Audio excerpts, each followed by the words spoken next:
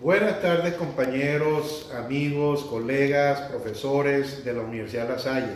Muy buenas tardes a los colegas que estamos aquí en el panel de la universidad, del conversatorio en esta universidad. Miguel Ángel Rodríguez, presidente de la República de Costa Rica; Osnel Arnías, compañero de clase; Juan José Vargas, el promotor de este conversatorio y el que controla pues prácticamente todo lo que hemos tratado de hacer con este conversatorio. La idea es que podamos hablar sobre el caso Venezuela. El caso Venezuela y el tema que me corresponde a mí son las tres fases de la economía venezolana.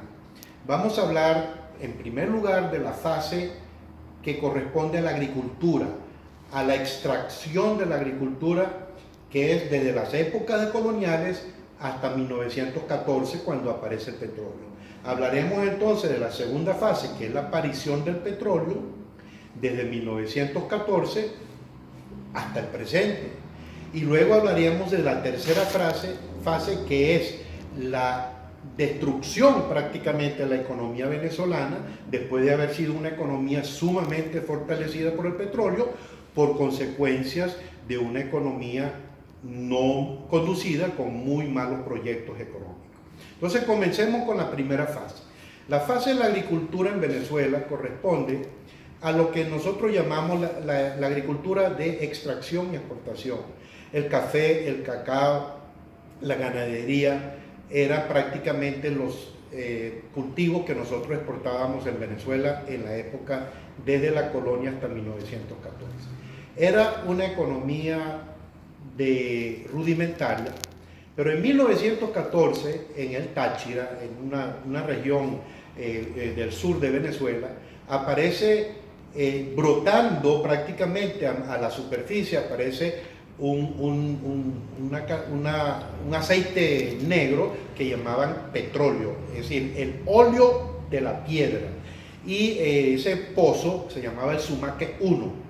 Ese pozo del Sumaque 1 en la petrólea del Táchira constituyó la primera explotación del petróleo en Venezuela. De ahí surge una cantidad de pozos que en la misma zona y elevándose hacia la zona del Zulia, en donde se explotan los primeros pozos de manantial, prácticamente de asfalto, que brotaban espontáneamente en la superficie de la tierra y se llamaban mene.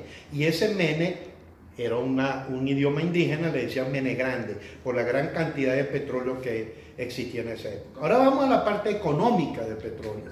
El petróleo constituyó para Venezuela el mayor elemento de exportación y de fortalecimiento de la economía venezolana desde 1914 hasta la fecha.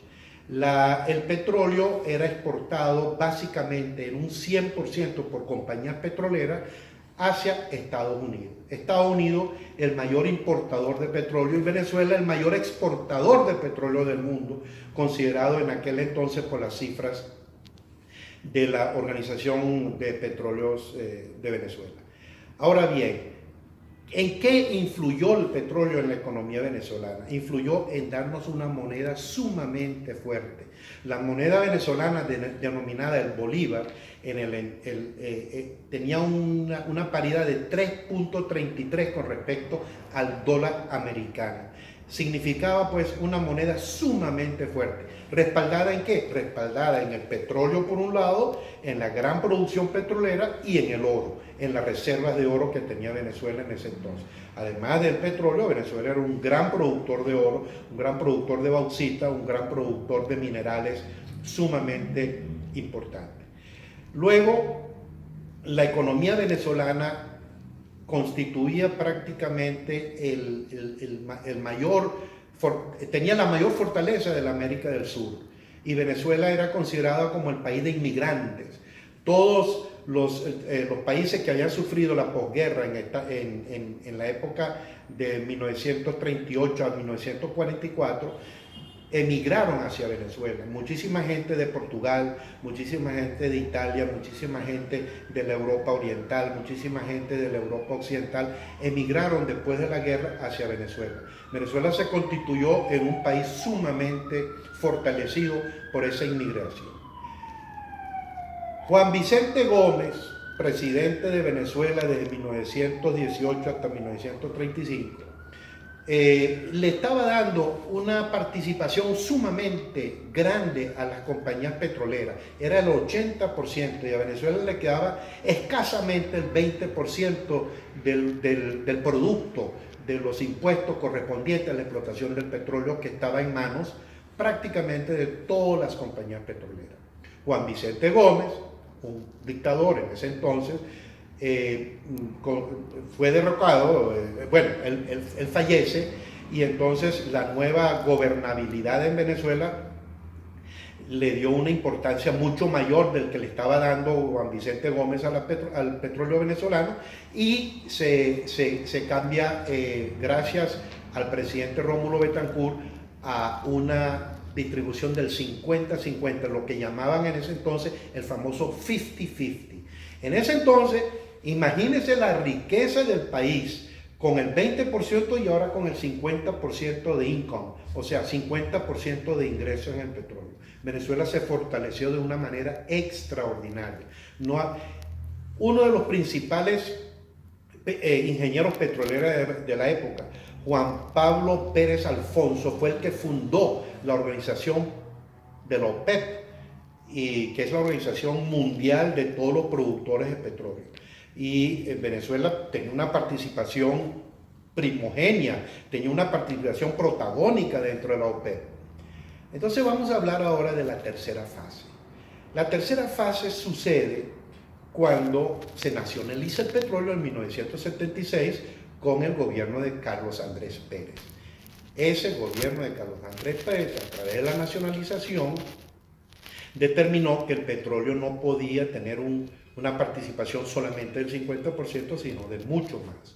Eso constituyó también para Venezuela la emigración o la salida del país de una cantidad de compañías petroleras tradicionales americanas que habían invertido inmensas fortunas en Venezuela, inmensas cantidades de patrimonio para poder hacer la explotación petrolera. Con el gobierno de Carlos Andrés Pérez, al salir una cantidad de compañías petroleras, entraron otras compañías petroleras, pero de menor categoría. Llámese chinas, llámese libias, llámese italianas, etc. Hasta brasileñas entraron en Venezuela. Se constituyó también una explotación muy importante en la faja petrolífera del Orinoco. Ahora bien, vamos a hablar de la tercera fase. La tercera fase sucede cuando gana las elecciones Hugo Chávez Frías. Ese periodo de gobierno de Hugo Chávez Frías, desde 1900, cuando fue el golpe militar de Hugo Chávez en Venezuela y que logró la presidencia de la República, en 1992, en 1999, porque en 1992 con la afronta militar que él hizo, él cayó preso, y en 1999, a través de un indulto que le corresponde por la acción de Rafael Caldera, un indulto presidencial, él entra a la política y logra ganar las elecciones en 1999.